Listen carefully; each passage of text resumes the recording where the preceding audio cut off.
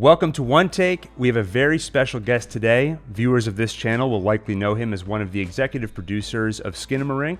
He's had a very cool career path, starting with music and film journalism at Bloody Disgusting, moving over time to film acquisition and distribution, currently as the head of U.S. distribution at VMI. His name is Jonathan Barkan. Welcome to the show. Thank you so much for having me. It's a pleasure to be here. First off, just congrats on the success with Skinamarink. Box office Thank you. success, critical success, and I'm sure you've seen all of the discourse online. It's already one of those movies that's Oh, yeah. debated endlessly on Reddit with fan theories, interpretations, and everything. And very divisive opinions, yeah. But we knew that going in.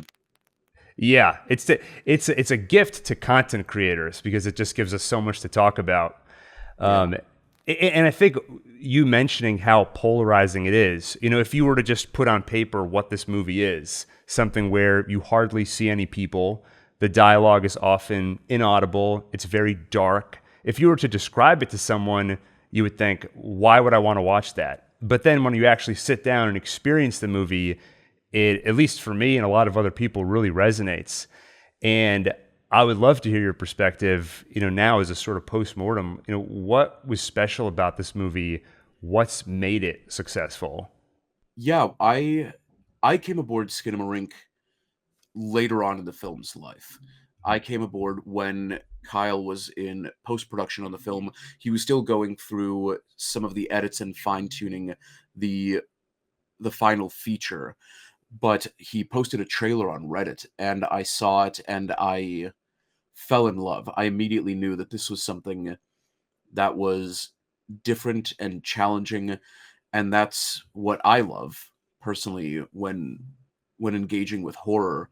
And I knew, right away that this was going to be that this film had one of two outcomes. Mhm. And the more likely one was that it wouldn't really speak to a lot of people. It would be too different, it would be too avant-garde, and it would kind of just disappear. But the one that we hoped for, and that we fought for, and that we really put a lot of effort was the less likely option, which is that it would stand out. It would make a splash, and people would really resonate with it, and it would become something very special. And like I say, we knew that one was more likely, but we were always fighting for the other option. And luckily it worked out just the way that we hoped. The world premiere at Fantasia had an enormous impact. It it got the people at Shudder interested, and then I was able to negotiate and license that deal. And then the leak happened, and obviously I would love to know what the release would look like had it not leaked, because Mhm. there were so many plans and so many things that were being conceived of and thought out and structured. And I've said this before, I'll say it now.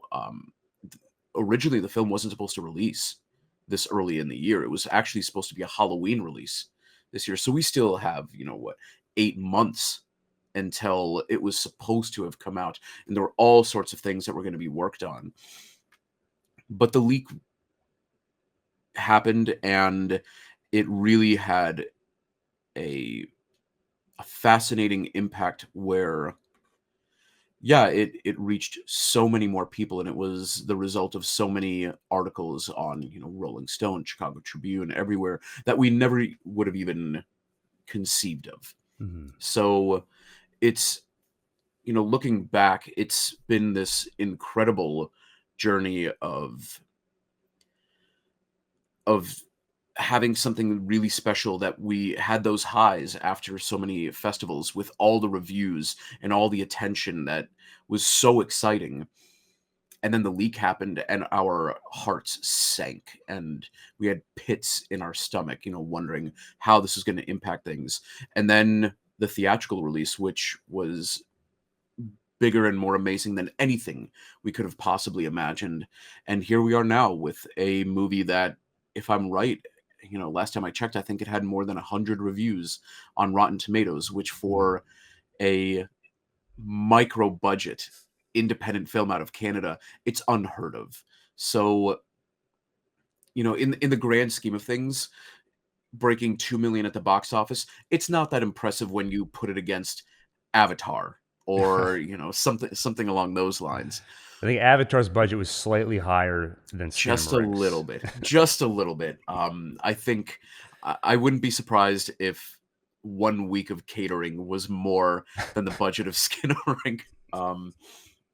But when you look at all of the factors and when you look at what kind of a movie Skinamarink is and the reception and the story, it really is a historical release. And I'm so excited, not just for everything that has happened now and for the discourse that is still ongoing. I'm so excited for what will happen in 5, 10, 15, 20 years when people are looking back, kind of like how we looked back at the release of Blair Witch Project and Paranormal Activity, and we analyze it and we debate it and we think, how did that affect and impact the landscape of the genre? I think we will be having those discussions in, in a decade or two's time about Skinamarink. Yeah, I think when I think about what, at least for me, makes the movie really resonate, it's that with horror, I think the familiar sort of becomes less scary. So when a movie can be sort of the first that maybe sparks a trend, that movie has a lot of power to be truly frightening because it's just something we haven't seen before. So I think that's really impressive. Yeah, and I think horror fans know that horror is as a genre, is a reflection of what we are going through in society. You look at each decade of horror and you can pretty much tap into what are the fears of society at that given time. I mean, after the 40s and the atomic bombs, you had the 50s where you had those radioactive monsters and Attack of the 50-Foot Woman, things like that. And even post 9/11, when people thought this is the worst thing I've ever seen, what could be worse than this? What could be more violent than this? That's when we got into when horror said, "Hey, hold my beer. We know that you need a release for these images that you've taken in that are real, that are founded in reality, and we're going to give you something that is over the top and fantastical." And that's why we got a lot of the really extreme horror with Saw and Hostel. And now we're in this age where, thanks to the prevalence of streaming, we have this ability to engage with a mishmash of everything.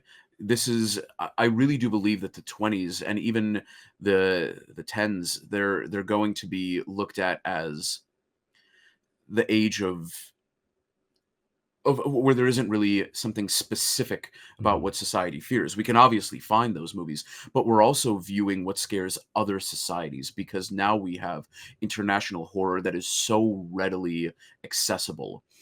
And you go on Shutter and you can watch The Wailing, you can watch The Medium, you can watch gosh, why am I playing it? I licensed this film. So Vam.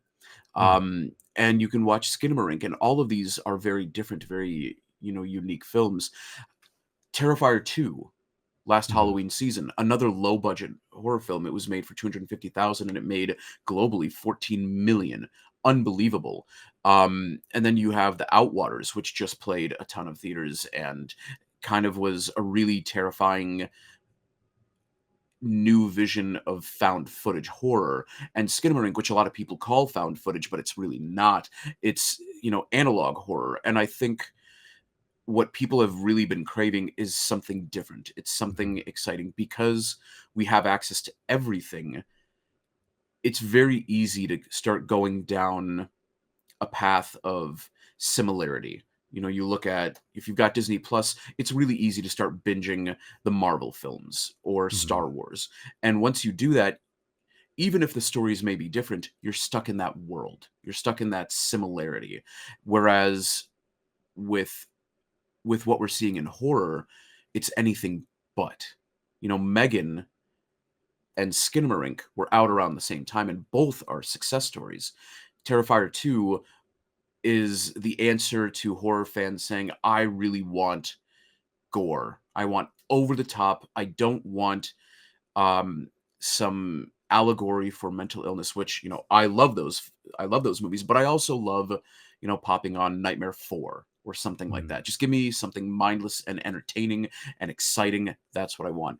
And I think, as you said, Skinamarink is a reflection of what we're seeing now, which is the constant want for something different and unique.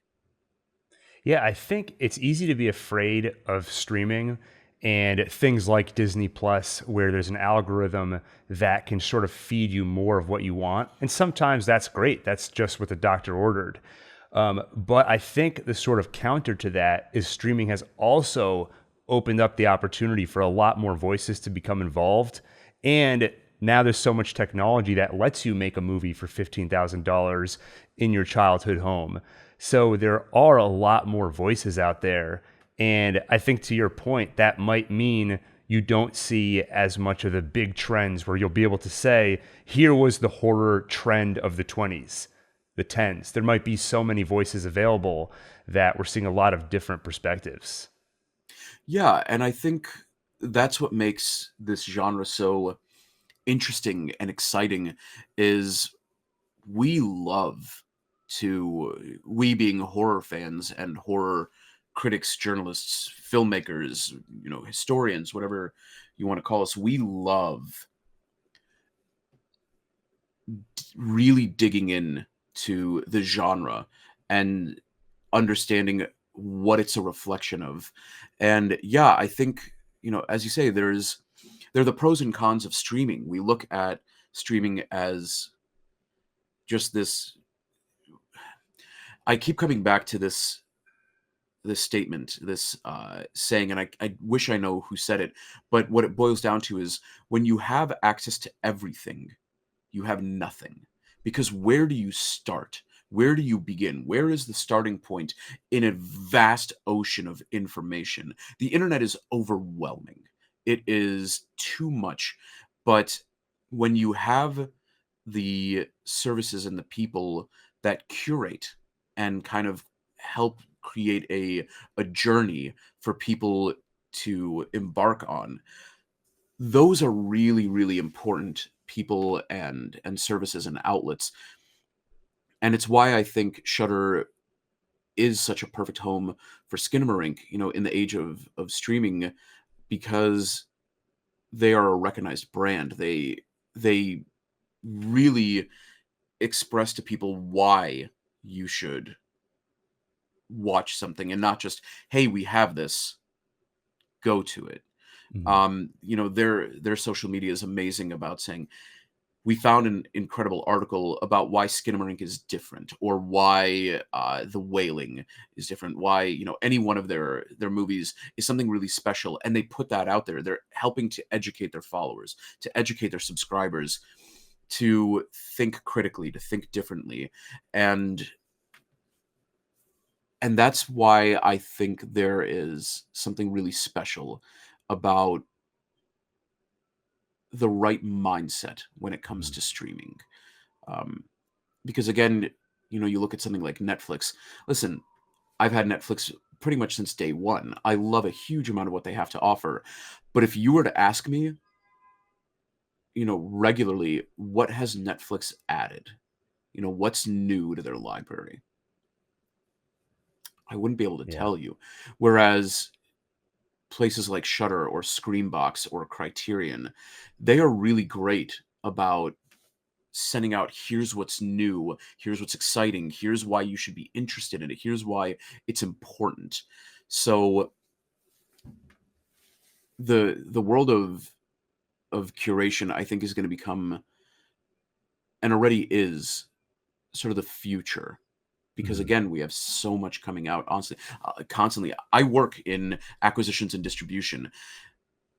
Skinamarink, for all intents and purposes, from a purely detached business perspective, Skinamarink was just another horror release in a time when there are 3, 4, 5, 10, 15 horror movies coming out every week, and yet it stood out. Mhm. So it it really hit that dream sweet spot, and it was because of all of the press coverage that it was getting. It was all of the attention that it was receiving. It was social media. It was, I hate to say it, the leak really did have an impact on awareness. But I also, I think back to when the film world premiered at Fantasia, and 22 reviews came out of that, which is unheard of for a micro budget independent horror film. And we were getting pull quotes like Poltergeist by way of David Lynch, the scariest film I've ever seen. Um, I was afraid to turn out the lights to go to bed. Unbelievable. Yeah. And all of those became the talking point by which Shudder was able to say, "Hey, we have this incredible movie. You want to know why it's incredible? Look back at this article from months ago." They embrace that. Months ago, people were talking about this, and now it's here.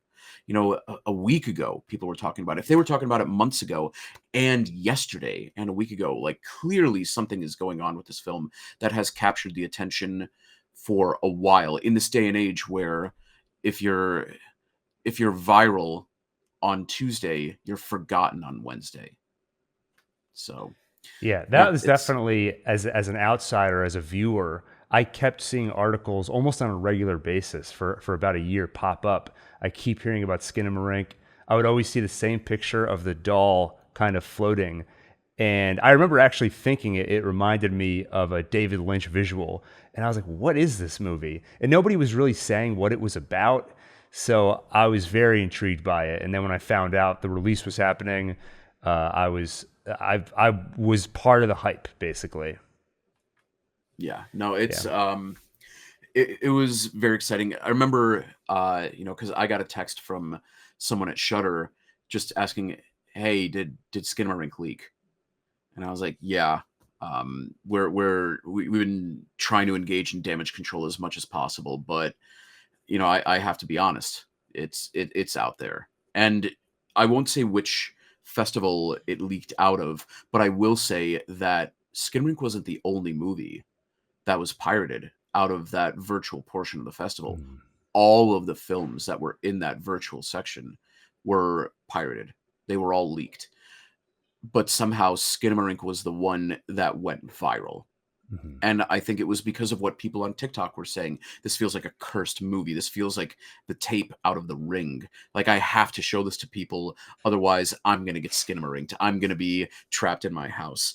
Um, but yeah, luckily Shutter was they were very amenable to what was Mhm. happening, and they realized that with all of this attention, we could let it go, but it's bigger now than it will probably ever be. So let's ride this wave. Let's embrace it. And here we are. Yeah, especially including the leak. I imagine that the acquisition and distribution process for Skinamarink is not the norm. And I'm curious, what does the acquisition process normally look like? Is it normal for you to be scouring Reddit and looking for word of mouth and things people are talking about? Where do the movies usually come from? Yeah, so the acquisition of Skinamarink was actually very normal because the leak hadn't happened. I acquired it Mhm. about 8 months approximately prior to the leak happening, and the goal was really to focus on festivals to drum up interest from streamers. So we knew that it was going to be a delay from the acquisition to the release.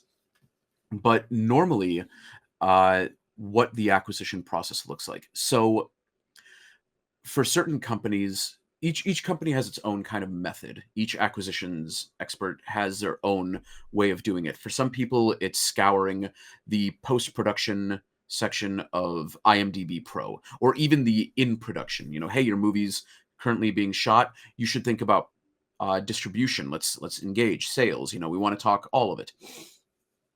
For some companies, they do it from the script stage. They want to acquire early and they want to, have this locked and loaded. For most of the independent distributors, you're looking for near complete or complete films. So Kyle was in the perfect spot. He had a near complete film, and I am the kind of person I like to look in weird places. So, and this is, I'm just going to go ahead and give this away because whatever. I found the trailer in the filmmakers subreddit. So r/filmmakers. And I don't know if a lot of people were looking for films there, but I thought that was a great place because here are the very people who are making what I need to acquire.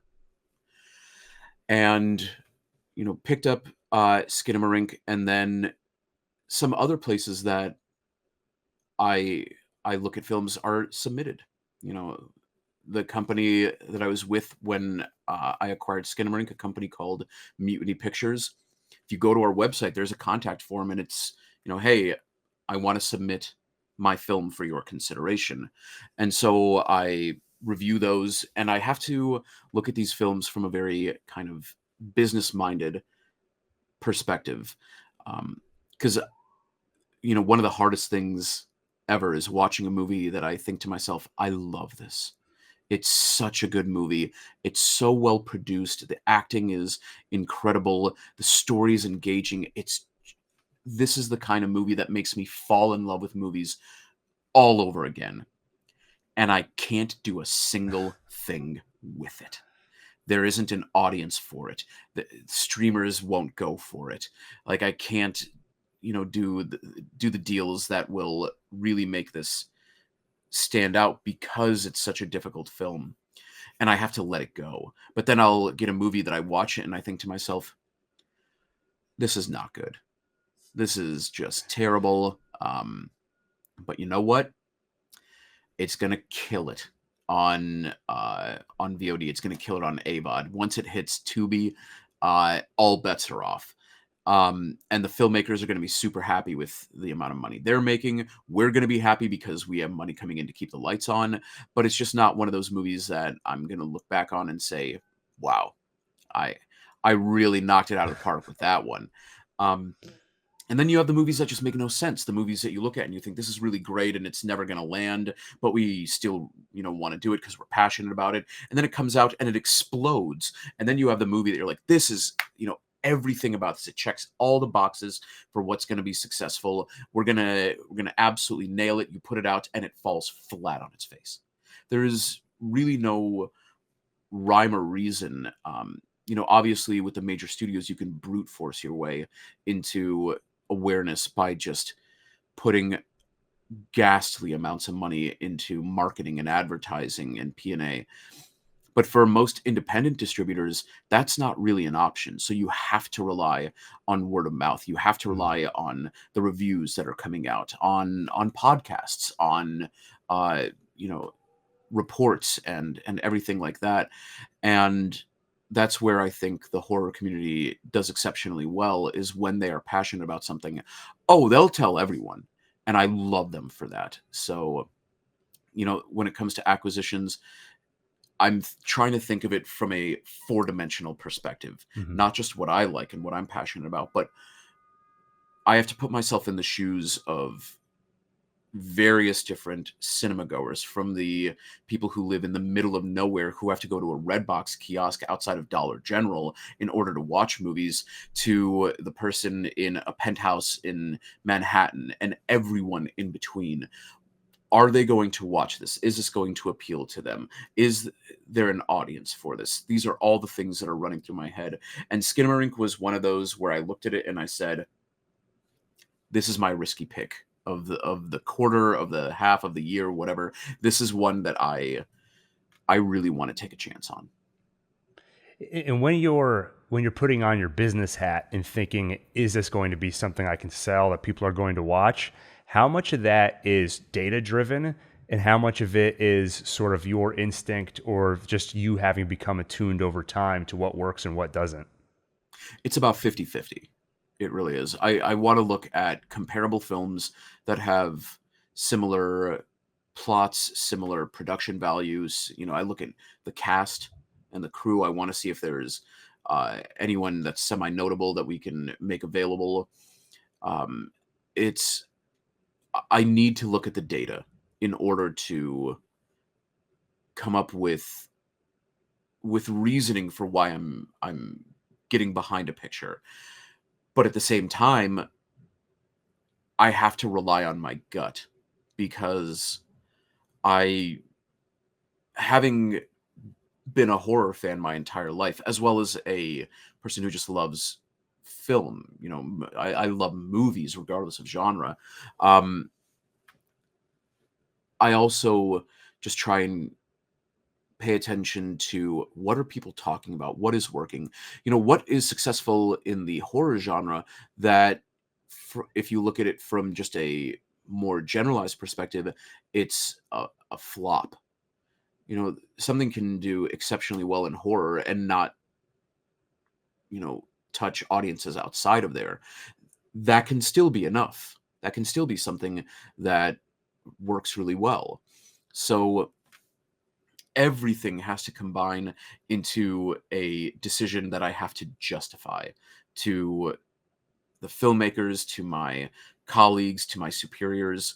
Um, and then we just have to hope that my my instincts that are based on data were right. Um, I love just the fact that you've been on both sides of the genre, writing about it, now actually helping to produce and get movies out there. And I've listened to you talk about horror. I know you have an encyclopedic knowledge of horror movies. So one thing I think a lot about with horror is I'm so curious why we watch horror, even myself, because on the face of it, you would think, why do I want to watch a movie that's going to make me very uncomfortable, very afraid? I would love to hear your perspective on that. Well, I guess I can, retort and ask, why do we go on roller coasters? Why do we skydive? Why do we mountain climb without, harnesses or sports, free climbing? Why do we go swimming with sharks? I think it all taps into the same kind of mindset and mentality, which is, when we can, there's something really exciting about pushing our boundaries and engaging with experiences that we can't normally experience. So watching horror, I actually think watching horror is less extreme than any of those sports or, athletic activities that I just mentioned, because with horror, we're in control constantly. We're whenever we watch a movie, we can, if we're at home, we can turn on the lights, we can turn down the volume, we can pause it, we can come back to it, we can uh turn it off completely and return to it in a few more days. We can wrap ourselves in a blanket, we can stretch out, whatever we want to do to retain control over that experience, we can. And horror really is a safe way to engage with some of the things that really terrify us.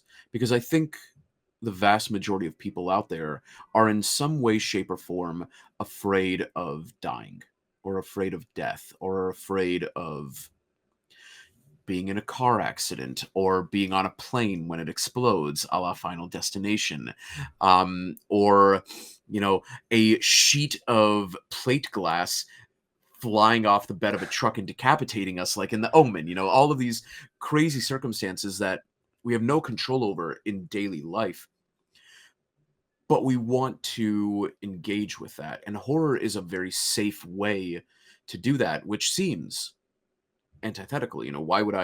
What is safe about a genre that is built upon a lack of safety, about pushing the boundaries and killing its characters? But we're not a character, we're a voyeur. Always have the barrier of the screen. And as a result, we are never in any danger. Um, and I think that's what makes it so exhilarating and exciting is because we can safely dip our toes into the extreme and know that nothing is going to nibble them off. It's funny when you talked about kind of you can control sort of how much you want to expose yourself to the movie. You can get up and grab a drink in the middle of it. I think people can also, even if they're just sitting there watching, you can still sort of have some degree of control over it, because sometimes you'll see someone start to laugh at it instead of actually feeling afraid. It's almost like I think about hypnotists where they say you can only be hypnotized if you want to be hypnotized. And the same sort of applies if you're watching a horror movie and you say, I will not be afraid and I'm going to laugh at this and sort of put up a little bit of a defense. You can sort of control how engaged do you want to be. Absolutely. You know, not to self promote or anything, but I've created and am the director of a documentary called Mental Health and Horror, and it's about how horror films can, for some people, be really great tools for addressing the mental illness or illnesses that we live with. And by and that level of control and that level of catharsis that we can get out of it is incredibly important. And I think you're absolutely right. How we enter into that kind of experience is is up to us, because we can go into, the scariest horror movie ever made, and we can say, I'm not going to scream, I'm going to laugh, and I'm just going to find things ridiculous, and I'm going to keep saying that. Something scary is happening. Oh no, this is ridiculous, this isn't scary, this is just funny, I'm safe, nothing's going to happen to me, something's going to jump out and it's just going to look really silly. As an example, I've been to many haunted houses and haunted experiences. Universal Halloween Horror Nights. I've been to that a few times. And there are people for whom that's terrifying. These people are going to jump out and they're going to scare you, and they've got the chainsaw that's making the noise, and it's really horrifying for them, but they love the experience. Me, I'm the kind of guy that when I go through that, um, somebody jumps out and I just get even closer to them. I'm like, God, the makeup and effects are just amazing. Like, you look so good. Um, and I've tried being scared, and I can't. I'm so fascinated by the production value and everything that's going on that there is that barrier, and I am safe, and I get to just appreciate the genuine beauty of how horror comes together and presents itself. I remember at Universal Orlando, it was for Halloween Horror Nights. It was one of the years where they had a zone, and this by a zone, it was a public place that you walk to. It's kind of like walking down the aisles in between rides and things like Mhm. that. So it wasn't an actual house; it was just a zone themed after Michael Dougherty's Trick or Treat, Mhm. and the trees were forming a canopy. This long uh, alley, I guess you could say, of trees and canopies, and they put hundreds of jack-o'-lanterns in those trees, just looking down on you. And I was walking through looking like every 7-year-old that wakes up and it's snowing outside and there are Christmas lights and ornaments, that Christmas glee. That was me, but with Halloween. I was just looking around like, this is the most incredible, beautiful thing I've ever seen. And yeah, I think when we put our foot down and when we decide how we're going to engage with an experience, it gives us an enormous amount of power. And who doesn't love knowing that they are in control of a situation? Yeah, I think that's absolutely right. And Halloween is my favorite holiday. And just hearing your visual description of all that, yeah, exactly. You already have me count. People will get mad at me for saying this because they're looking forward to summer. And like, forget about that. I'm looking forward to October. I got to book tickets I, now to go see that. I'm that person. I live in the Midwest, so I get all 4 seasons, and I'm always the guy that looks forward 2 seasons ahead. Mhm. So we're ending uh winter and starting to get into spring over here. I'm already looking forward to the end of summer and when we get into fall, and you really start getting that Halloween experience building up in the trees. The leaves start changing colors. Yeah, I'm so excited for it. Awesome. Well, I think that's a good note to start wrapping up on, to leave viewers waiting and hyped and excited for something in the future. Mental health and horror is definitely something I'm looking forward to seeing. Like I said before, Thank it's a you. topic that fascinates me, and to see someone take a real deep dive into it. And I think you spoke to a lot of experts, both in the field of horror filmmaking, in the field of psychology, psychiatry, right? Yep. Absolutely. Yeah, it was really important with this documentary to not have it be solely anecdotal. Anecdotes are very important.